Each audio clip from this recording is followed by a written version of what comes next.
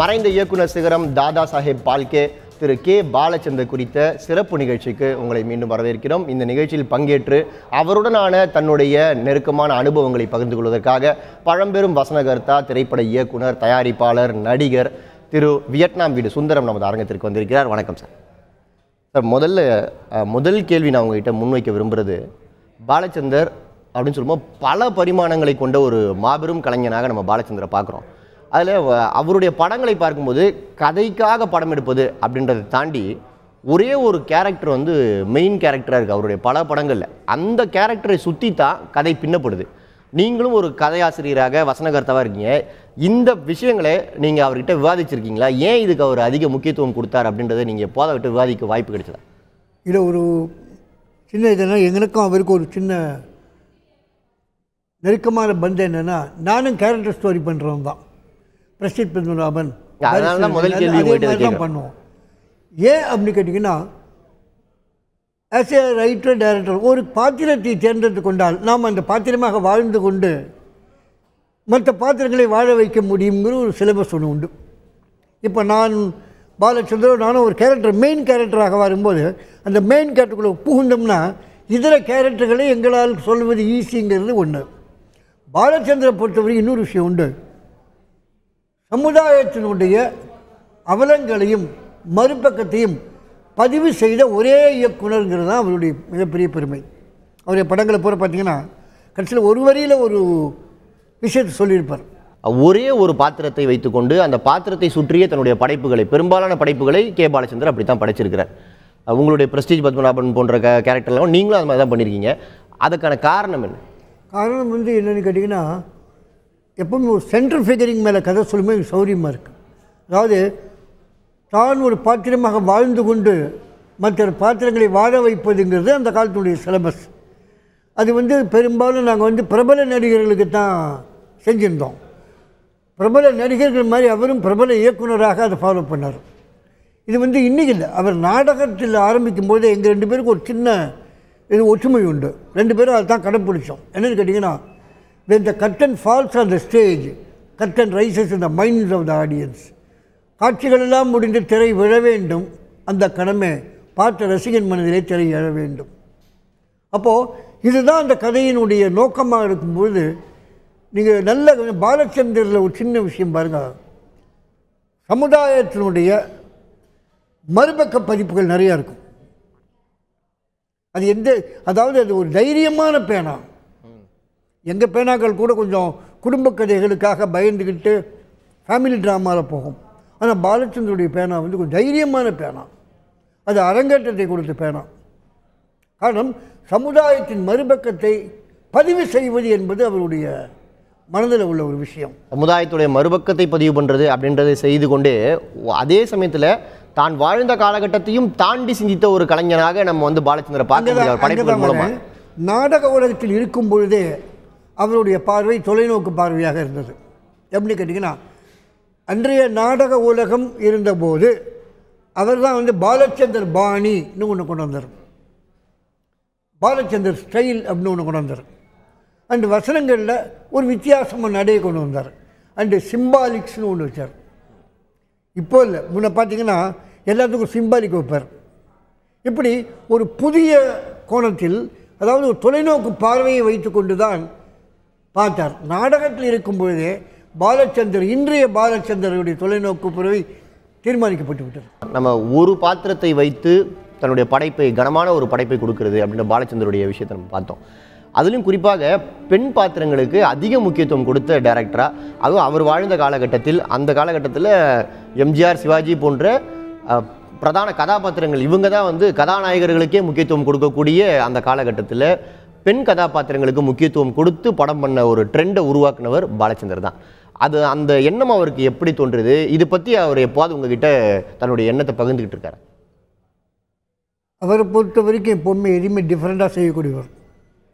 குறிப்பாக சொன்னாக்கா, அவர் ஆரம்பத்தில் நாடகத்திலிருந்து வரும்பொழுது ஒரு மிகச்சிறந்த வசனகர்த்தாங்கிற முறையில் சிவாஜிக்கு நீலவானத்தையும், எம்ஜிஆருக்கு தெய்வத்தாயின்னு பண்ணார். வசனகர்த்தாவை அது நாங்கள் வசனகர்த்தாக்களாக இருந்த காலகட்டம். அப்போவே அவருக்கு என்னென்னா அந்த பெண்ணியத்தின் மீது ஒரு மிகப்பெரிய தாக்கம் உண்டு. ஏன்னா வித்தியாசமாக செய்யும்போது அவர் தேர்ந்தெடுத்து கொண்ட விஷயம் என்னென்னா பெண்ணியம். அது பொயட்டிக் ஜஸ்டிஸ்னு ஒரு வார்த்தை உண்டு. நாங்களாம் எப்படின்னா கதை முடிக்கும்போது தீமை சொல்லுவோம், அவர் சொல்ல மாட்டார். இப்போது அவர்களில் சுஜாதா அவர்கள் முடியும் போது நான் கேட்டேன், இது ஒரு பெண் முடிவெடுத்தால் சீக்கிரம் முடித்து விட வேண்டும், இல்லை என்றால் முடிவில்லாமல் போய்விடும்னு எல்லாம் சொல்லி தெரிய வேண்டாம் சுமாரா அப்படின்னுவார். அதாவது அவருடைய சிந்தனைகள் பெண் கதாபாத்திரம் மட்டும் இல்லை, ஒரு குடும்பத்தினுடைய அச்சாணி யார், அந்த அச்சாணி ஒரு பெண்ணாக இருந்தால் அது எப்படி இருக்குங்கிறத அதுதான் அவ்வளவு தொடர்கதை அரங்கேற்றம். எல்லாமே பார்த்தீங்கன்னா நெகட்டிவ் ஆர் பாசிட்டிவ். ஒரு பெண்ணை மையமாக வைத்தால் அந்த பெண் குடும்பத்தினுடைய எல்லா சுமையும் தோளில் சுமந்தால் தான் எடுப்பார். அது அதனுடைய முக்கிய காரணம். நம்முடைய நிகழ்ச்சியில் பங்கேற்பதற்காக நடிகர் திரு எஸ்வி சேகர் அவர்கள் நமது அரங்கத்திற்கு வந்திருக்கிறார். வணக்கம் சார். நீங்கள் நாடகத்திலும் இருக்கீங்க, திரைத்துறையிலும் இருக்கீங்க. உங்களை போன்ற உங்களுக்கெல்லாம் முன்னோடி கே பாலச்சந்தர் நாடகத்திலிருந்து திரைப்படத்துறைக்கு வந்தவர்.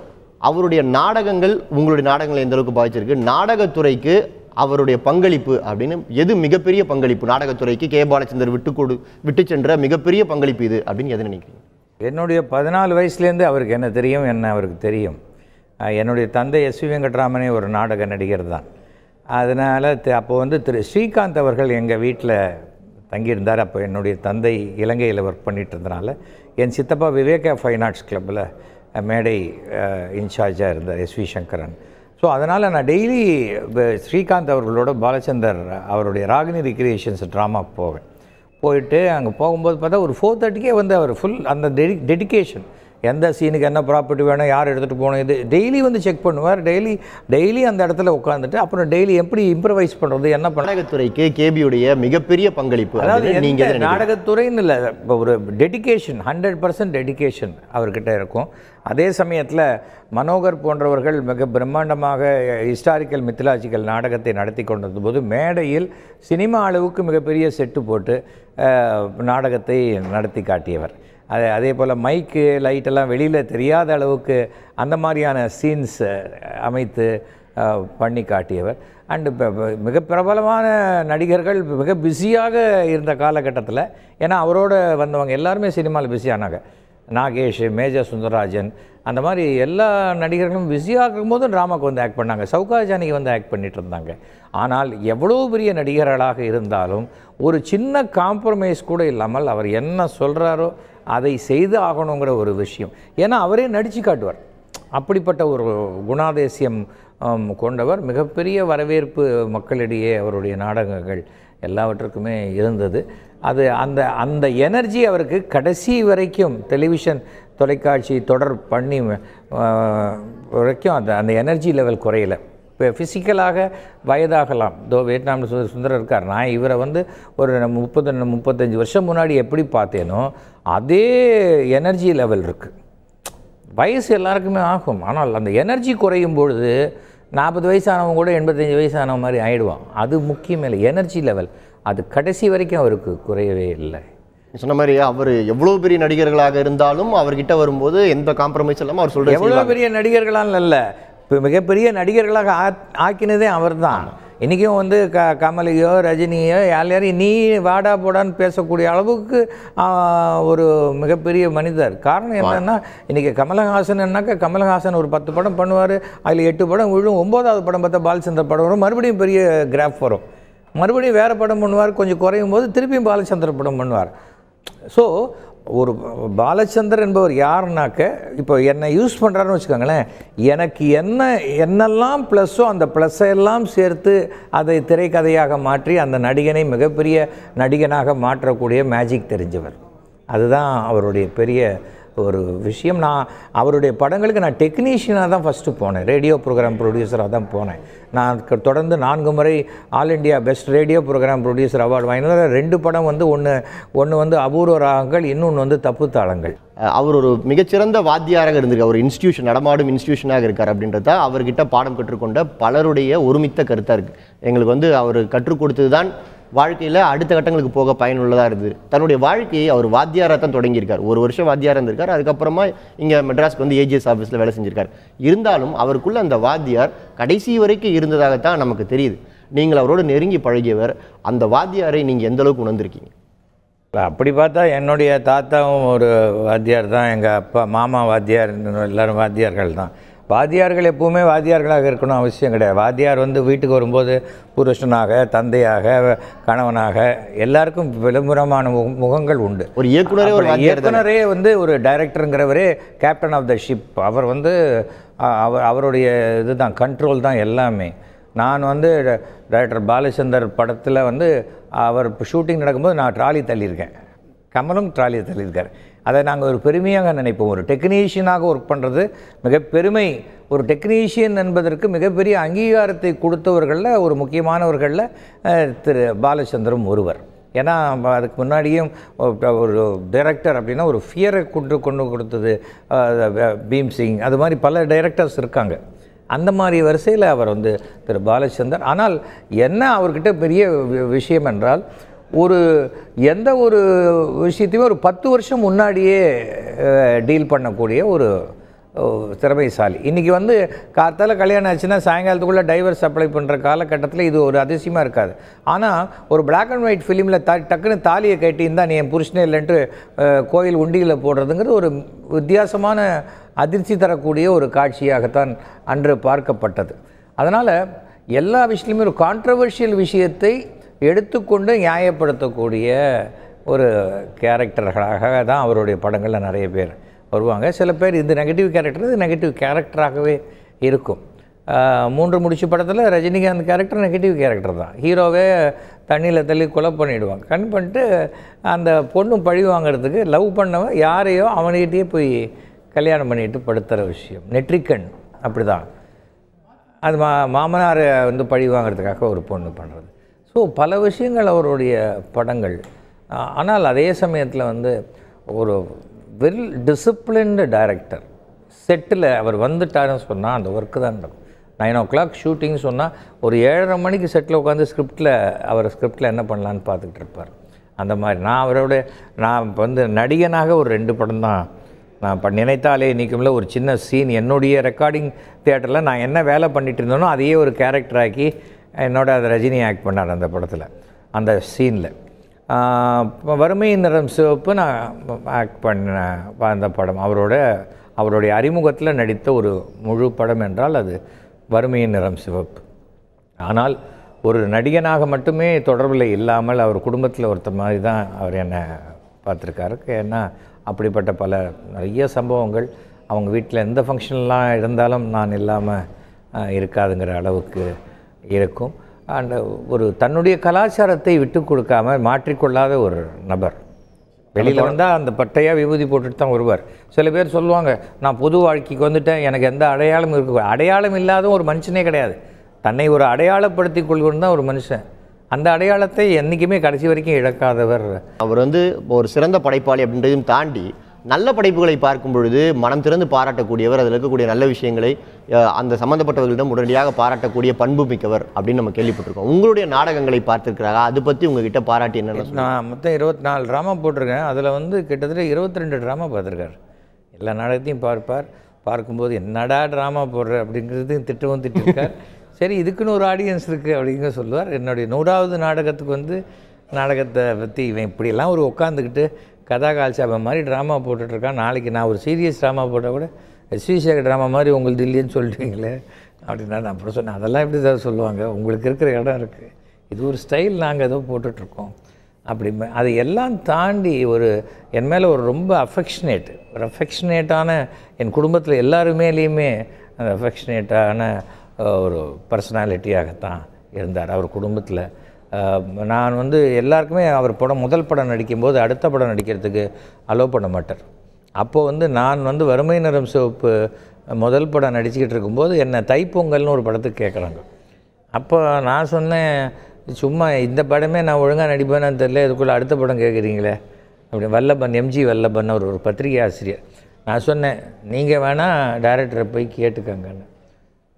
அவர் ஃபோன் பண்ணால் எஸ்வி சேகர் தானே, அப்போது நடிக்க சொல்லு, என்ன பெரிய விஷயம் அப்படின்ட்டார். அது யாருக்குமே சொல்ல மாட்டார். ஆனால் அந்த படம் நான் என்னால் நடிக்க முடியலன்னு வச்சுக்கோங்க. பட் அது அப்படிப்பட்ட ஒரு விஷயம் சார். ஷூட்டிங் நடந்துகிட்டே இருக்கும், 5 மணி ஆகும். அப்படியே அவர்கிட்ட வந்து அப்படியே பார்த்துட்டே இருப்பேன். என்ன 5 மணி ஆச்சா, இன்றைக்கி எங்கே ட்ராமா அப்படிம்பார். சார் அண்ணாமலை மன்றம் அந்த பக்கம் தானே இருக்குது அப்படின்ட்டு கையை வச்சு போ அப்படின்னு அனுப்பிச்சிடுவார்.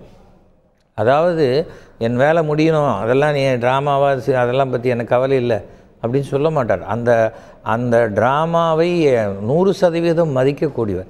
அதனால தான் இத்தனை வருஷம் 2 வருஷம் முன்னாடி அவர் மறுபடியும் ஒரு ட்ராமா பௌர்ணமின்னு எழுதி இருக்கிற ஆர்டிஸ்ட்லாம் கூப்பிட்டு, அப்போ அந்த ஆர்டிஸ்ட்லாமே ரொம்ப என்னது இவ்வளோ ஸ்ட்ரெயின் பண்ணிக்கிறார் சார் அப்படிங்கிற அளவுக்கு, அந்த அளவுக்கு ஸ்ட்ரெயின் பண்ணிடுவார் தன்னை. அதாவது அந்த ரிசல்ட் அவர் எதிர்பார்க்குற ரிசல்ட் வரலன்னு வச்சுக்கோங்களேன், விடமாட்டார். நீங்கள் தான் ஆரம்பத்தில் சொன்ன மாதிரி அதே எனர்ஜி லெவலில் எனர்ஜிங்கிறத தாண்டி அந்த ஒரு சின்ன தப்பு கூட வந்துடக்கூடாது, ஒரு இது வந்துடக்கூடாது. பர்ஃபெக்ஷனிஸ்ட் அது வந்து மிகப்பெரிய ஒரு விஷயம். அதெல்லாம் நான் கற்றுக்கிட்ட ஒரு இது அவர்கிட்ட. எல்லாம் தாண்டி ஒரு மிகச்சிறந்த மனிதர். குடும்பத்தோடு இருந்துக்கிட்டு ஒரு பீக்கில் இருந்தால் கூட எந்த விதமான ஒரு சின்ன கிசுகிசுவில் கூட மாட்டிக்காமல், ஒரு அவப்பெயர் வாங்காமல், யாருமே அந்த மாதிரி இருக்கிறது கஷ்டம். நான் எங்கே போனாலுமே ஒரு கெட்ட பேர் ஈஸியாக டபார்னு வாங்கிடுவேன். அவன் திமிர் பிடிச்சது பேசுவான், ஏதோ சொல்லுவாங்க. நான் என்னுடைய ஸ்டைல், அது என் மனசில் பட்டது பழிச்சுன்னு சொல்லுவேன். ஆனால் அதையெல்லாம் தாண்டி இப்போ சினிமாலேயே கூட சின்ன தயாரிப்பாளர்கள் நன்றாக இருக்கணும் அப்படின்னு சொல்லி அதுக்காக ஒரு தயாரிப்பாளர்கள் சங்கம் ஆரம்பித்ததில் அவர் ஒரு முக்கியமான பங்கு வகித்தவர். திரு வியட்நாம் வீடு சுந்தரம்கிட்ட நான் கேள்வி கேட்க விரும்புகிறேன். பாலச்சந்தர் படங்களில் ஒரு டைரக்டோரியல் பஞ்ச் இருக்கும் அப்படின்றது நம்ம தெரியும். அதே மாதிரி வசனங்களும் மிக முக்கியமான ஒரு பவர்ஃபுல்லான வசனங்களை எல்லாம் அவருடைய படங்களில் நம்ம பார்த்துருக்குறோம். நீங்களும் ஒரு பிரபலமான வசனகர்த்தான்ற முறையில் அவருடைய வசனங்களை பார்த்து நீங்கள் பிரமித்திருக்கிறீங்களா? அந்த வசனங்களை பற்றி உங்களுடைய கருத்தாங்கிறத விட 300 படங்களுக்கு மேல் கதை, திரைக்கதை அது ஹிந்தி படம் வரைக்கும் பண்ணியிருக்காரு. படவாராஸ்கள் என்ன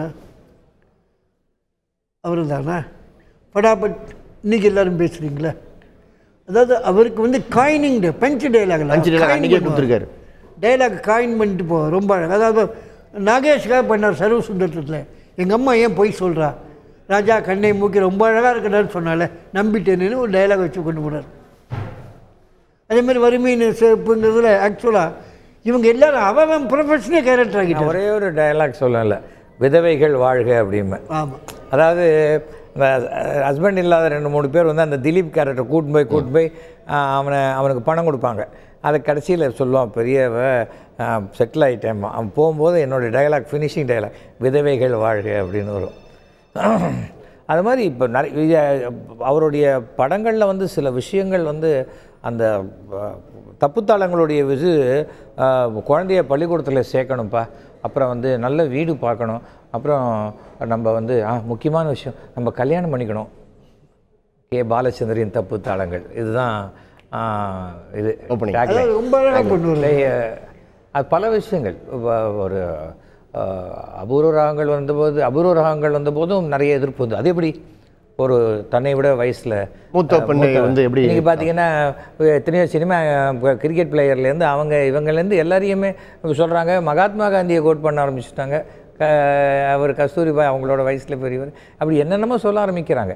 ஆனால் இவர் படத்தில் வரும்போது மட்டும் அது மிகப்பெரிய ஒரு தாக்கத்தை உண்டு பண்ணக்கூடிய அளவுக்கு கேரக்டரைசேஷன், அந்த அளவுக்கு ஒரு மக்கள் மத்தியில் போய் சேர்ந்துருக்கிறாருன்றது தான் அந்த தாக்கத்துடைய நமக்கு. மாடிப்படி மாதுன்னு ஒன்று பண்ணார், இன்னைக்கு பேசுகிற மாதிரி பண்ணிட்டு போயிட்டார் நாகேஷ். நான் மாது வந்திருக்கேன் அப்படின்னு எங்கள் ட்ராமாவில் இப்போ டயலாக் எத்தனை வருஷம் 40 வருஷம் கழிச்சு வைக்கிறேன். சரியா பேசியா, மாடு வந்திருக்கேன்னு காதில் விழுது அப்படிங்கிற மாதிரி நாங்கள் அதை யூஸ் பண்ணுவோம். சொல்லத்தான் நினைக்கிறேன், ஒன்றுமே கிடையாது. அந்த பொண்ணு ஸ்ரீவித்யா டங்குன்னு தட்டுவா. அதாவது வசனங்கள் என்பதை அளந்து வச்சிருப்பார். கேரக்டர் வச்சோம், பாத்திர படைப்புகள் வாழ வேண்டும், அதுக்கு பேர் தான் வசனம்.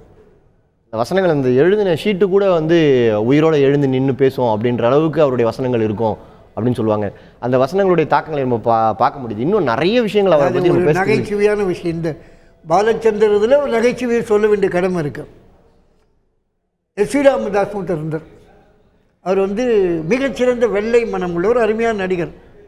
அவருக்கு என்ன ஒரு கெட்ட குணம்னா டயலாக் என்ன முன்னாடி பேப்பரை கொடுத்துடணும். அதை நொற்று பண்ணுவார், வருவார் சொல்லி பிரமாதமாக செய்வார், மனப்பாடம் பண்ணி ஒப்பிச்சிருவார். அவர் முதல் தடவை பாலச்சந்தர் படத்துக்கு நடிக்க வந்திருக்கார் புன்னகையில். இந்த உலகத்திலேயே குறும்பான ஒருத்தர் இருக்கார் நாகேஷ்னு. நாகேஷும் ராமதாஸும் ஃப்ரெண்டு. ராமதாஸுக்கு என்னென்னா பாலச்சந்தர் படத்தில் பாலச்சந்தர் இங்கிலீஷில் பேசுகிறார், நம்மளும் போய் இங்கிலீஷில் பேசணும் பாலச்சந்தர்கிட்டங்கிறது தான் ராமதாஸுடைய எண்ணம். இதை நாகேஷ் தூண்டி தூண்டி கிளறி விட்டான். நீ நேராக போடா, நீ போர்ட்டஸில் இருந்திருக்க, நீ ஒரு எம்ஏலாம் சொல்கிறான்னு முடியும் அப்படின்னு ஏற்றி விட்டுருக்க. ஏற்றி விட்டுட்டு இவன் வந்து இல்லைப்பா எனக்கு வழக்கமாக டைலாக் கூட நொற்று பண்ணுமே அப்படிங்கும்போது நேராக போ பாலச்சந்தர்கிட்ட கேள்ப்பா அப்படி இவன் கிளப்பி விட்டான். உண்மை என்னென்னா பாலச்சந்தர் முதல்ல ஒரு சீனை இங்கிலீஷில் எழுதுவார், அப்புறம் மொழிபெயர்த்துக்குவார், அப்புறமா தமிழில் டயலாக் பண்ணி சொல்லக்கூடிய ஒருத்தர். அது வந்து அனந்து மட்டும் தான் கேட்பார், வேறு யார்ட்டையும் கேட்கவும் மாட்டார். இந்த மாதிரி சுச்சுவேஷன் இப்போ கற்பனை பண்ணுங்க. சீனை நேராக ராமதாஸ் சொல்ல போயாச்சு, குட் மார்னிங் சொல்லியாச்சு. அண்ணே இவன் ஆங்கிலத்தில் பேசுன்னு சொல்லி கொடுத்தாருல Nagesh. Excuse me sir, if you give me dialogue earlier it is easy for me to ஆக்ட்னர். அடுத்து வந்து பேக்கப். இவன் யாரோ என்ன கூப்பிட்டு சீக்கிரமாக எழுதி கொடு டயலாக்னு இவன் யாரோ சொல்கிறதுக்கு கத்தி விட்டார். அதாவது கேட்ட டயலாக் என்ன, if you give me earlier the scenes easy for us to ஆக்ட்னாக. அது எவ்வளோ பெரிய சமாச்சாரம் தமிழில் மொழிபெயர்க்கும்போது அது எகிரி போய் கடைசி நாங்கள்லாம் சொல்லி ஐயா தப்பு அவன் இல்லை இந்த நாகேஷ் பண்ண கூத்து அப்படி மாதிரி சிரிச்சுட்டே அந்த ராமதாஸ் அந்த படத்தில் ஓஹோன்னு பேர் வாங்குறப்ப பண்ணிட்டார். இப்போ இந்த மாடிப்படி மாது சொல்லும்போது எனக்கு ஞாபகம் அந்த படத்துல இருமல் தாத்தான்னு ஒரு கேரக்டர் டைலாக்கே இல்லாம ஒரு கேரக்டராகவே அதை நம்ம மனசுல வந்து பதிய ஆளே கிடையாது. ஆளே இல்லை, அது வெறும் அந்த சத்தத்தை மட்டுமே வச்சு அது ஒரு கேரக்டராகவே பதிய வச்சு ஒரு டைரக்டர். அப்படி மனோரமாவை நடிக்க வச்சால்றாமல அவர் நம்ம நடிச்சிருக்காங்களே. இன்னும் நிறைய விஷயங்கள் இருக்கு சார். ஸ்ரீகாந்துக்கு வந்து நீங்கள் எல்லாம் பேச ஸ்ரீகாந்த் பேசவே மாட்டேன்றார். ஸ்ரீகாந்துக்குலாம் ரொம்ப முக்கியமான பில்லர். அதாவது நான் ஸ்ரீகாந்த் எல்லாம் ரூமில் இருப்போம், கிளப் எல்லாருமே நீ வாப்போன்னு பேசிக்கிற வடப்படா குரூப். நாங்கள் ஒவ்வொருத்தரும் வேலையில் இருப்பாங்க. கடைசியில் ஸ்ரீகாந்த் மேஜர்லாம் ஒரு ட்ரிப்ளிகேனில் வந்து ரூம் எடுத்துருந்தானுங்க. பாலச்சந்திரனுக்கு சிகரெட் பிடிக்க ஆசை, அப்போ தான் கற்றுக் கொடுத்தோம். பாருங்க, வாழ்க்கை ரெண்டு மறக்க முடியாத ஒரு தகவல் வெளியில் வருது. ஆமாம், ரெண்டு மறக்க முடியாத மனிதர்கள். ஒன்று ஷோ பேப்பரை சுற்றி தான் முதல்ல சிகரெட்டுக்கு ப்ராக்டிஸ் பண்ண சேகரிக்கிறீங்கன்னா எல்லாம் ஒன்றா தான் இருந்தோம். பாலச்சந்தர் அங்கேருந்து ட்ரிப்ளிகேனில் மேஜர் ஸ்ரீகாந்த் ரூமுக்கு வருவார். அங்கே தான் மேஜர் சந்திரகாந்த் எழுதிட்டு அங்கே தான் அவர் சிகரெட் பிடிச்சிட்டு ஏன்டா அது வாசனை தெரியாமல் இருக்கணுமேன்னாரு. இல்லை வாசனை தெரியுமே சார். நான் என்னடா இல்லை சார் எனக்கு எஸ்எஸ் வாசனையா வாய் வாசனையா சார் இப்படிலாம் பஞ்சு எடுத்து பேசிக்கக்கூடிய காலகட்டத்தில் பாலச்சந்தர் அங்கே உட்காந்து ஆண்களை மட்டுமே பெண்களை வச்சு போடுறதுக்கு ரொம்ப கஷ்டம் தான். இவனுங்களும் அப்புறமா தான் பெண்களை போட்டானுங்க, போட மாட்டாங்க, ஏன்னா சம்பளம் ஜாஸ்தி முடியாதுன்னு. அப்போ ஆண்களை மட்டுமே வைத்து போட்டது தான் மேஜர் சந்திரகாந்த். அப்போது அந்த காலகட்டத்திலேயே பாலச்சந்தர் வசனங்களை நம்பினார். பிறகு என்ஆர்.குட்டுங்கிற எடிட்டர் வந்த பிறகு அவர் வந்து டெக்னிக்கல் சைடு வசனங்களை விட்டு சிம்பாலிக்கெல்லாம் அப்பர் பண்ணார். வந்து டெவலப் ஆகும்போது அவர்கிட்ட ஒரு பெரிய பாராட்ட ஒரு விஷயம் தொலைநோக்கு பார்வை. தன்னுடைய காலத்தை தாண்டி செயல்படுத்தி இருக்கார். அதே போல் இவர் சொன்னார்ல, அவர்கிட்ட போய் ஸ்கிரிப்ட் என்ன பயங்கர கோவம் வரும்னு சொல்லி வறுமை நேசிப்பு என்னோடய ஃபஸ்ட்டு ஃபிலிம் அங்கே வந்து காலத்தால் ஸ்கிரிப்ட் எழுதிட்டுருக்கேன். நான் ஒரு சேர் பின்னாடி கையை வச்சுட்டு இப்படி எட்டி பார்த்துருக்கேன், நமக்கு என்ன டைலாக் இருக்குன்னு. என்ன பார்க்குறேன் அப்படின்னு எழுதுறேன்னு பார்க்குறேன்னு கேட்டேன். இல்லை என்ன பார்த்துருக்கேன். இல்லை சார் என் டைலாக். ஏன் நீ எழுதுறியா அப்படின்னார். எழுதிடுவேன், நீங்கள் கோச்சிப்பீங்களேன்னு. எழுதுறா அப்படின்னார். சார் கோச்சிக்கூடாதுன்னு கொடுத்துட்டார், பேடை கொடுத்துட்டார். எல்லோரும் பார்க்குறாங்க, என்னடா இவன் பயங்கரமாக திட்டு வாங்க போகிறான்னு. நான் உடனே கடை நான் நடுவில் 2-3 ஜோக்கை சேர்த்து எழுதி கொடுத்தா, நீ என்ன இதென்ன ஆர்ஆர் சபா ட்ராமான்னு நினச்சியா, வளன்னு எழுதுற அப்படின்ட்டு அதில் ஒரு 2 டைலாக் அடிச்சுட்டு இந்த 2 மட்டும் வச்சுக்க நல்லா இருக்குன்னு சொல்கிறார். இது எவ்வளோ பெரிய ஒரு சாதாரணமான விஷயம் கிடையாது. அதாவது தனக்கு சரி என்றால் அதை ஏற்றுக்கொள்ள, சரி இல்லைன்னா அது எவ்வளோ பெரிய இருந்தாலும் அது கிடையாது. 2 கோடிகள் லைஃப் அண்ட் ஃபைல் இப்படி அவர் வந்து என்னென்னா அவருக்குன்னு சில முத்திரைகள் உண்டு. இப்போ அந்த காலத்தில் பார்த்தீங்கன்னா இது பாலச்சந்திர படமா, இது பாலச்சந்திர டயலாக் சொல்லக்கூடிய அளவுக்கு ஒரு தனித்தன்மையை உருவாக்கி ஒரு ட்ரெண்ட் செட்டர், ஒரு ட்ரெண்டை வந்து உருவாக்கியிருக்காங்க. நிறைய விஷயங்கள் நம்ம அதை பற்றி பேசலாம். ஒரு இருமல் தாத்தான ஒரு கேரக்டரையே காமிக்காமல் அதை வந்து ஒரு கேரக்டரை பார்த்து ஆடியன்ஸ் மனசில் ஆழமாக பதிக்கக்கூடிய ஒரு திறமைமிக்க ஒரு இயக்குனராக. தமிழை தாண்டி ஏக் துஜே கேலி என்ற ஒரு சூப்பர் டூப்பர் ஹிட் படத்தை ஹிந்திலையும் கொடுத்துருக்காரு. அதுக்கப்புறம் மரோ சரித்திரா கொடுத்துருக்காரு. தமிழை தாண்டி அவருடைய பங்களிப்பு அந்த அப்போ சூப்பர் டூப்பர் ஹிட் ஆகும்போது ஏன் அவர் தொடர்ந்து அந்த விஷயங்களை பண்ணாமல் மறுபடியும் தமிழுக்கே வந்துட்டார்? அதை பற்றி உங்களுக்கு இல்லை, அவருடைய இது என்னென்னு கேட்டாக்கா, அவர் அவருக்குன்னு தமிழில் ஒரு ட்ரெண்ட் இருக்குது. அதாவது டூ வாட் ஐ சே தான் அவர் பாலிசி. அது ஒரே ஒரு தடவை ஏக் துஜே கேலியில் காமிச்சாராம். பாட்டு எஸ்பி பாலன் தான் பாடணும் அப்படின்னு சொல்லி கமாண்டாக பண்ணியிருக்காரு. பாலச்சந்திரனுடைய இரங்கல் செய்தியில் எஸ்பிபி இதை சொல்லியிருக்காரு, கமாண்டாக செஞ்சுருக்காரு. பட் எந்த அளவுக்கு அது பிற மொழிகளில் முடியுங்கிறது அவருக்கு தெரியும். அதாவது தமிழை பொறுத்தவரை இஸ் அ கமாண்டர். அவருக்கு தன்னிகரற்றவருங்கிறதுனால தான் அவர் தெலுங்கு பண்ணார் சிலதெல்லாம், மலையாளம் பண்ணவே இல்லையே. அதனால் அவரை பொறுத்தவரை அவருக்கு கிடைச்ச ஒரு காலகட்டத்தை முறையாக பயன்படுத்தி கொண்டார்.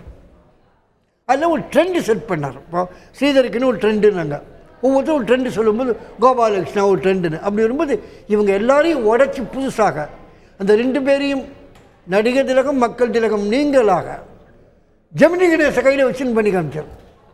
சேகர், நான் உங்ககிட்ட ஒரு கேள்வி இல்லை. ஆமாம், இல்லை, உங்ககிட்ட ஒரு கேள்வி, அது உங்ககிட்ட தான் கேட்கணும். அவர் நாடகத்தில் இருந்தார், சினிமாவுக்கு வந்தார், சின்ன திரையிலும் தன்னோட பங்களிப்பை ஸ்ட்ராங்காக பண்ணார். நீங்களும் இந்த 3லையும் இருக்கீங்க. சின்ன திரையிலும் உங்களோட ஃபஸ்ட்டு சினிமாலேருந்து சின்ன திரைக்கு வந்து நான் தான் ஃபஸ்ட்டு. சின்ன திரையோட முதல் தொலைக்காட்சி தொடர் நான் தான் பண்ணேன். அதனால தான் அந்த கேள்வி உங்ககிட்ட. சின்ன திரை வந்தவனைக்கே நான் போனேன். பார்க்கக்கூடிய இந்த மெகா சீரியல்களுக்கு வித்திட்டவர் அப்படின்னு நம்ம பாலச்சந்திரனை சொல்லலாம். அந்த ஸ்டார்ட், அந்த ஜேர்னி ஸ்டார்ட் ஆன விஷயங்களை நீங்கள் பார்த்துருப்பீங்க. அது தொடர்பாக உங்களுக்கு பேசுறதுக்கான வாய்ப்பு இல்லை சார். அவர் எப்படின்னா, சினிமா நான்லாம் சின்ன திரையில் ஆரம்பித்த போது ஒரு எபிசோடு ஒரு நாளில் எடுப்பேன். ஆனால் இந்த ஒரு நாளில் எடுத்தே ஆகணும் அப்படியெல்லாம் இவர் வச்சுக்க மாட்டார்.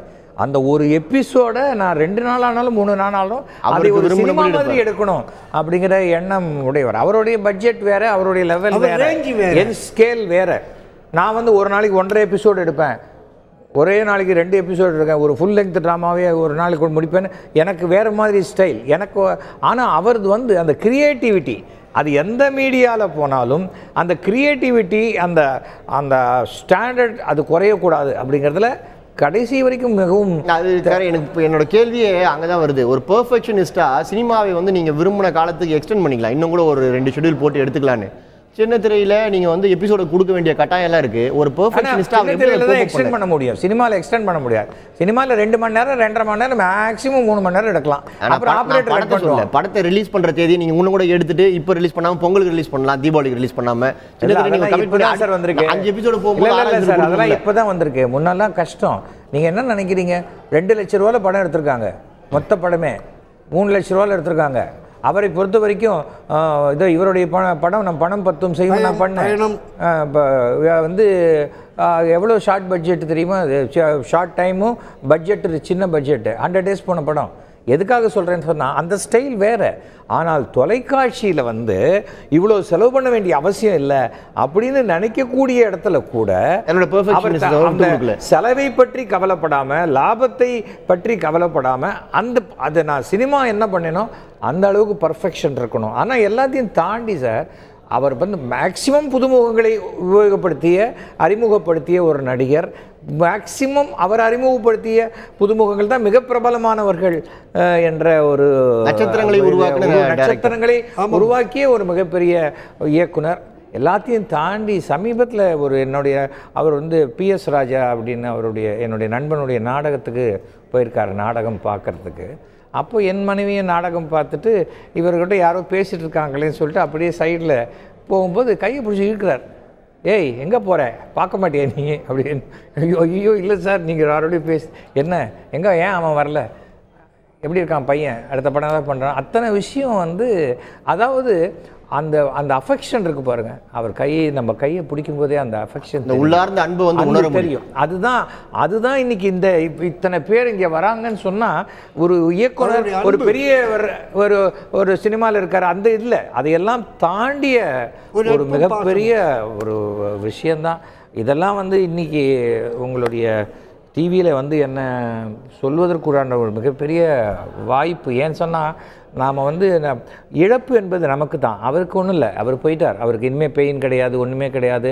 இஸ் சோல் அவர் வந்து ஆத்மாவ ரீதியாக நம்மளை என்றைக்கும் வாழ வைத்து கொண்டிருப்பார், ஆசீர்வாதம் பண்ணுவார். அதுதான் அதனால தான் சொல்லுவாங்க அமாவாசைக்கு பித்ருக்கள் தர்ப்பணம் என்றது. ஆத்மாக்கள் ரூபத்தில் எல்லாருமே இருப்பாங்க, வாழ்ந்து கொண்டு தான் இருக்கிறார்கள்.